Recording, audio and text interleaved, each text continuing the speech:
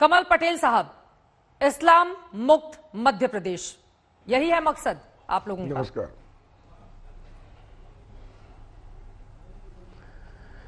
देखिए, हमारा मकसद है प्रदेश का चहुमुखी विकास, सबका साथ, सबका विकास और सबका विश्वास।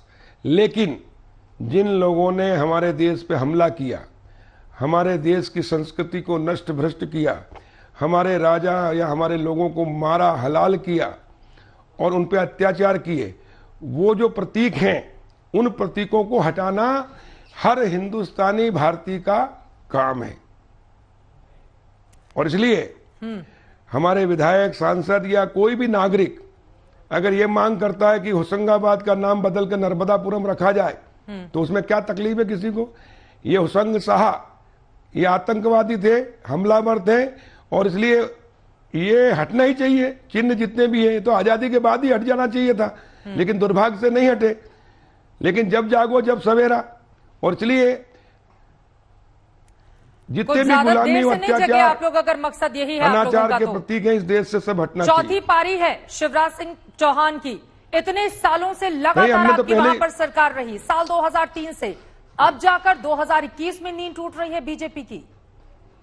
आप कह रहे हैं कि जितने भी गद्दार थे उनके नामों को हटाया जा रहा है। आपका नहीं, यही हमने तो कहना पहले है ही ना नाम कमल साहब? हमारे नहीं, सुनिए, पहले ही हटा दिया था। मुख्यमंत्री शिवराज सिंह जी ने होशंगाबाद का नाम नर्मदापुरम रखा। जब मैं 2005 से 8 तक राजस्व मंत्री था, तो हमने होशंगाबाद में संभाग बनाया, हरदा, होशंगाबाद, बैतूल को मिला के, तो उसका नाम हमने रखा नर्मदापुरम संभाग। अब नगर का नाम बदलने के लिए प्रदेश सरकार को अधिकार नहीं, भारत सरकार को है। वो प्रस्ताव भेजा है। और इसी प्रकार जो भी हमारे गुलामी के चिन्ह हैं, जो हमारे स्वाभिमान पर, सम्मान पर ठेस पहुंचाते हैं, वो नहीं रहना चाहिए, वो हटना चाहिए। जो मांग की हमारे जनप्रतिनिधियों ने, वो तो हम दिखाई रहे हैं। इसके साथ ही इनका क्या इतिहास रहा है वो भी हमारे दर्शकों को बताइए। इकबाल मैदान को लेकर क्यों इतनी दिक्कत है?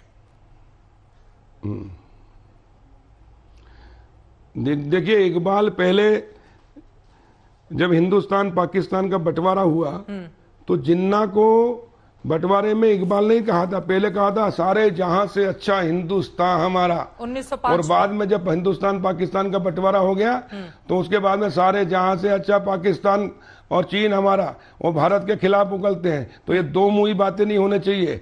अगर भारत के हैं तो भारत के रहो, और अगर भारत का गाली दोगे, भारत का विरोध करोगे, तो भारत में रहने का अधिकार किसी को नहीं, चाहे वो हिंदू हो, चाहे मुसलमान हो, ईसाई हो। हम सब पहले भारत माँ के लाल, भेदभाव का कहां सवाल? हिंदुस्तान हमारा 1905 में जिसने लिखी और जो क्रांति गीत के तौर पर मशहूर हुआ, यही वो मैदान था जहां पर इकबाल ने इस गजल को लिखा था, और वहां से ये पूरे देश की जुबान पर आ गया।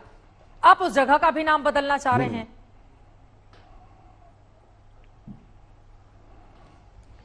लेकिन इकबाल ने बाद में क्या किया, ये भी तो पता करो।